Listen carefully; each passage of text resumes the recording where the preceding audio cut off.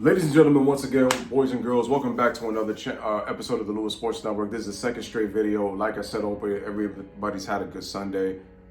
Like, comment, share, subscribe to the channel. Definitely appreciate you. We're going to continue to talk more about this on this trade. And what does this mean for the Lakers and the Mavericks? Take a look at it this way. The Lakers have, again, they were able to acquire another superstar that they will be able to sell tickets for the future. This is how the Lakers stay relevant. It's like they're always getting a superstar every decade. Meanwhile, the Mavericks, it's like, who has really been a superstar in their franchise, in their history? It's almost like they're getting one every, 20, 25 years or something? Because they're real, if you want to say real superstars, you're talking Dirk Nowitzki and you're talking Luka Doncic. The Mavericks have really good players like Mark Aguirre, they have Rolando Blackman, but they didn't really have superstar players. Jason Kidd is a superstar, but it's like he didn't spend enough time in Dallas.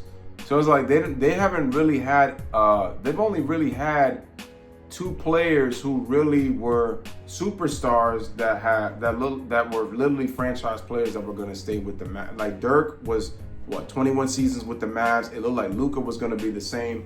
Quickly became a superstar, but it's just like now he's gone. But it's like with the Lakers, you think of their freaking history. You got George Mikan. You now go down to obviously Jerry West and Elgin Baylor and Wilt Chamberlain.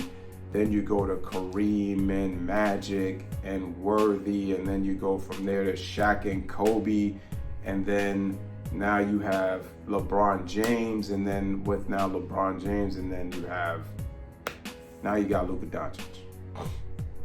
They're always getting star to superstar players. And quite honestly, I don't know what it's gonna look like for Luka in the future. But it's like now the Lakers have to they see if you get rid of Anthony Davis and he's a superstar complement he's your complimentary superstar and he's gone. They got to clean house, because then it's like if LeBron stays, it's like I said before, it's you have two superstars with max contracts that are selling tickets. And the thing is, they don't have a team constructed that is a championship team, because now you lost a championship centerpiece in AD. Now, the thing is, Luka and Anthony Davis, injury-prone players. AD more injury-prone than Luka and more older than Luka, 6 years older. So, yeah, you got younger, but LeBron James would have to play off the ball and defer to Luka if this was to work. But it's like, why would a 25-year-old have to defer to a 40-year-old? That's the part that doesn't really make sense when it comes to the trade. Like I said, you have a superstar for the next decade in Luka, so the Lakers will continue to stay relevant and be able to sell tickets. But Anthony Davis, how long is his prime going to be? So the Mavs are in win now mode with him and Kyrie.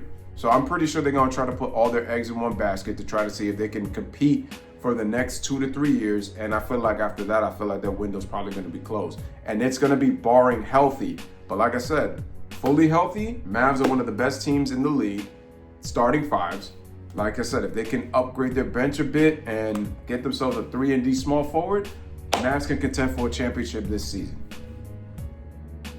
But I just feel that this Luka Doncic trade, like I said, I feel like the Mavs they were tired of Luka that they would make this move.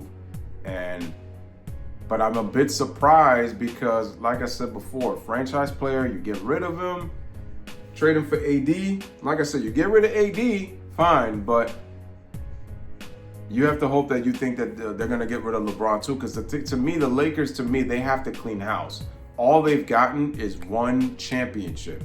And I know there's a lot of true Laker fans that are saying to themselves, if we get rid of LeBron, I can be a Laker fans again and take them bandwagon LeBron fanboys with you, or LeBron fans with you. That's what they're saying. Some of them are saying that they almost felt like they were a Laker fan again, but that really hasn't been the case because LeBron is still here. That's the problem. Bronny James is still here. Now, is Rob Pelinka and the Laker organization, do they have the balls to trade? If they can get rid of AD, are they going to get rid of Bron? Because like I said, what they're saying is Bron was totally blindsided by this move. He's upset. He's calling the Lakers bluff. This isn't the first time that I've heard this stuff. Remember, LeBron has indirectly gone to the media and has been, remember LeBron, first of all, also remember, this is what LeBron said. Because LeBron and AD were crying for help. Because remember, AD wanted to stay and he wanted to win because he was saying, he said, well, listen, I want us to get a big so I can play my natural position and I want to win a championship. But then this is what LeBron says. Give me 1 second, guys.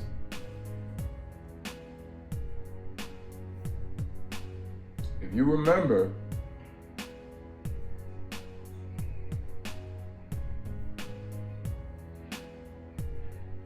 because remember, here we go. Now take a listen to what he says. He says, according to Bron, they had to play near perfect basketball. So take a listen to what LeBron had to say.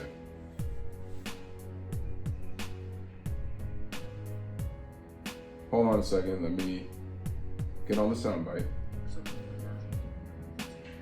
Just make it easier. That's how our team is constructed. We don't have room for much air. How can you guys navigate the sort of mental demands of having to play close to perfect basketball? We don't have a choice. That's where our team is constructed. We have to play close to perfect basketball. We know the game is never perfect. It's never going to be a 48-minute perfect basketball game, but we can't combat it on multiple possessions in a row, or if we turn the ball over, we have to do a better job with that. If we're making aggressive turnover plays where. So I'm gonna stop it right there because my thing is if he's saying that this is the roster construction, that was again an indirect shot at Rob Pelinka crying that he needs more help, and Anthony Davis did the same thing, but then Anthony Davis gets traded. He tells LeBron, it took him 7 more seasons, to pass 30-point games. He's crying for more help to get a big so that he can play his natural position, and boom, AD gets traded. LeBron says it, and he's still a Laker. Because this league caters to LeBron and the Lakers cater to LeBron. And Adam Silver, the funny thing is that the best players in the league are international players, and he is holding on to this 40-year-old player that has helped sink the ratings in the NBA, and LeBron has not elevated the ratings. The fanboys constantly talk about, oh man, all I do is talk about LeBron. The media does it. And for some reason, no matter how many views you get online, the ratings are still down. Because this has become the WWE, for God's sakes. It just doesn't seem like real basketball. And ladies and gentlemen, this is part of the reason that I haven't really been live streaming games. It's part of the reason why I haven't really been doing that stuff, because what happened to this beautiful game that I loved at one point? It's just a bunch of guys shooting threes because they want to copy off of Steph Curry, and they're going to call it, oh yeah, it's winning basketball. It's just boring. There's no diversity in the offense. It's a pick and roll heavy league. And that's why I haven't really been watching basketball for that reason. All I do is really just watch some of the news outlets when I get info from friends and stuff. But that's really just about it. It's a joke what the league has become. It really has.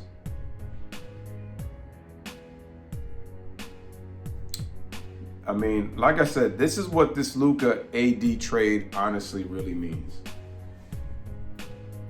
LeBron gets to skate on by yet again. He didn't know about the trade, and he gets to stay in LA. And also another thing, if LeBron James is all about team first, why not sacrifice your numbers since you're 40 years old? Why don't you come off the bench? Why don't you actually put some effort on the defensive end? But I'm sorry, that's not happening.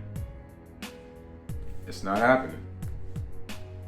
Because LeBron James stopped playing defense 10 years ago, hasn't made an all-defense team in over 10 years, and he's just not going to put the effort on that end because he feels like all the other guys have got to do the work on both sides of the ball, and he could dominate the basketball, and he could get all the credit, and everybody else could get scapegoated and blamed.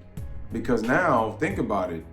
If any issues tend to happen with the Lakers and they free fall for some reason, I don't know if it's going to happen or not. But guess what? Luka Doncic is going to get the blame now. He's going to be a scapegoat. Like I said before, you can't blame Darvin Ham. Can't blame Luke Walton. Can't blame Frank Vogel. Can't blame Russ. Can't blame D'Lo. Can't blame AD now. So whose fault is it going to be now? Luka Doncic just got traded. It's going to be Luka Doncic because, like I said before, if LeBron didn't know about the trade, that means LeBron didn't know that JJ Redick was going to be head coach. Keep in mind that they share a podcast together on YouTube. He didn't know that Bronny James was going to get drafted, but not even be host, that he forced the Laker organization to draft Bronny James so he could have that father-son moment. That's how big of a narcissistic ego James has. But that's neither here or there because I know the fanboys are going to get emotionally triggered as usual. But anyway, ladies and gentlemen, there's your boy Louis with another one. Let me know what you guys think in the comment section. As always, bless up, live, laugh, love. Thank you guys for watching. This is a lot.